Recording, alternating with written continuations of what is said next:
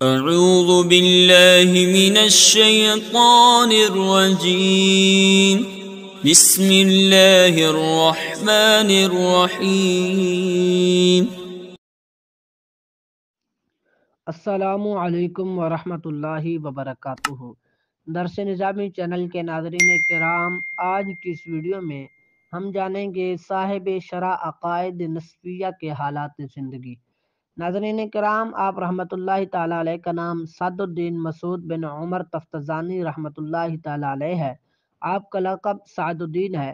آپ رحمۃ اللہ تعالیٰ علیہ کی ولادت بسعادت 712 ہجری تفتزان میں ہوئی۔ آپ رحمۃ اللہ تعالیٰ علیہ کے اساتذہ علامہ عدد الدین ایجی، ضیاء الدین عبداللہ بن سعد اللہ قزوینی، قطب الدین محمد بن محمد رازی، نسیم الدین ابو عبداللہ رحمہم اللہ اجمعین ہے۔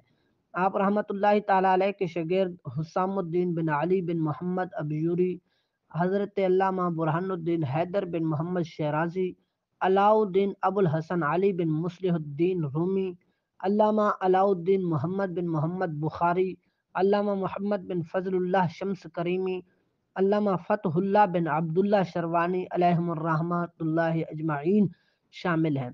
آپ رحمۃ اللہ تعالیٰ علیہ کی شان میں علامہ ابن حجر عسقلانی نے فرمایا کہ آپ علامہ کبیر تھے، اور آپ مزید فرماتے ہیں کہ آپ بلاغت اور عقلی علوم کی انتہا آپ پر ہو گئی اور آپ کی مثل کوئی نہیں تھا۔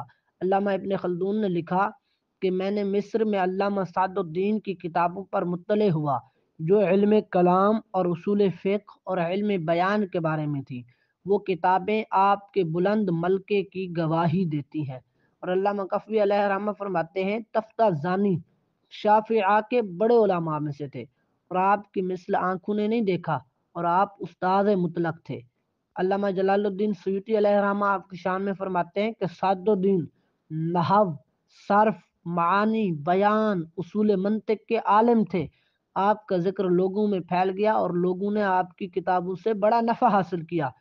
آپ کی تصانیف میں شرح العدد، مطول، مختصر المعانی، مفتاح العلوم، تلویح فی شرح التوضیح، شرح عقائد نسبی، المقاصد اور حاشیۃ الکشاف ہے۔ آپ رحمۃ اللہ تعالی علیہ اپنا علمی فیضان لوٹاتے ہوئے 791 سن ہجری میں اس دار فانی سے دار بقا کی طرف رحلت فرما گئے۔ اللہ تبارک و تعالیٰ کی ان پر رحمت ہو اور ان کے صدقے ہماری بے حساب مغفرت ہو۔